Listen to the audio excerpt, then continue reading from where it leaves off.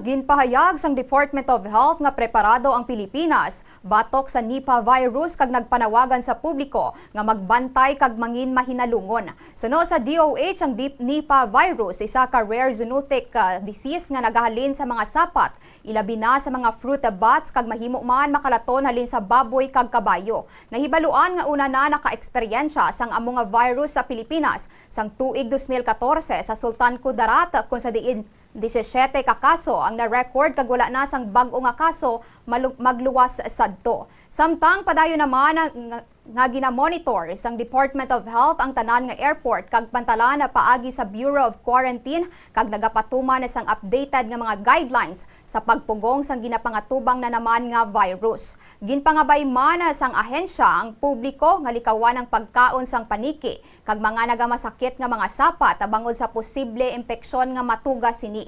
Dugang pa sang ahensya nga siguraduhon nga aprobado ang mga produkto nga karne kag lutoon na sang maayo ang pagkaon. Ginaliwat-liwat man sang Department of Health nga wala sang dapat kabalakan bangod preparado sila sa posible nga kaso sa pungsod. We need a high load of the virus to be transmitted through droplet. No? So pag umubo mo, no?